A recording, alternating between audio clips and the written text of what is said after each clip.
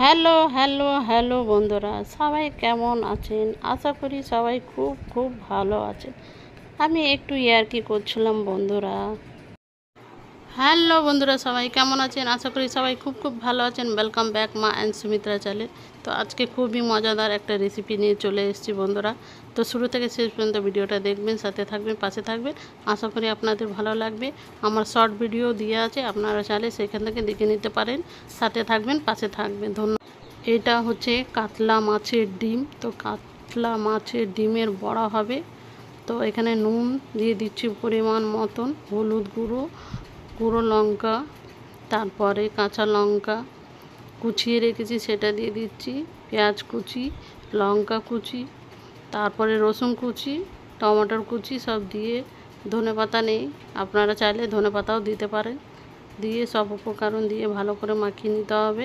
তারপরে দিয়ে দিচ্ছি বেসন দিয়ে দিচ্ছি পরিমাণ মতো। বেসনটা দিয়ে ভালো করে আবার মাখিয়ে নিতে হবে।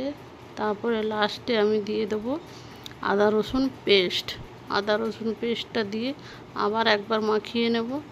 তারপরে এইভাবে সব উপকরণ দিয়ে ভালো করে মাখিয়ে কিছুক্ষণ রেখে দিয়েছিলাম। তারপরে এটা এখন ভাজার পালা। তারপরে এটা ছোট ছোট করে বড়ার মতন সাইজ দিয়ে এগুলো এখন ভেজে নিতে হবে। কড়াই গরম হয়ে গেছে, এক এক করে আমি কড়াইয়ে সব ছেড়ে দিচ্ছি। তো এইভাবেই আমি ডিমের বড়াগুলো সব ভেজে নিচ্ছি বন্ধুরা। আপনারা কে কে খেতে ডিমের বড়া ভালোবাসেন কমেন্টের মাধ্যমে অবশ্যই জানাবেন। আর কে কোথা থেকে দেখছেন একটু কমেন্টের মাধ্যমে জানাবেন বন্ধুরা। তো এইভাবে সব ডিমের বড়াগুলো আমি সব ভেজে নিলাম বন্ধুরা। যদি আপনাদের ভালো লাগে ভিডিওটা অবশ্যই লাইক শেয়ার সাবস্ক্রাইব করে দেবেন বন্ধুরা। আর আপনারা কিভাবে করেন সেটাও আমাকে কমেন্টে জানাতে পারেন বন্ধুরা।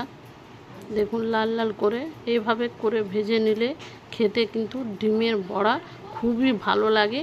গরম গরম খেলে আরও ভালো লাগবে বন্ধুরা।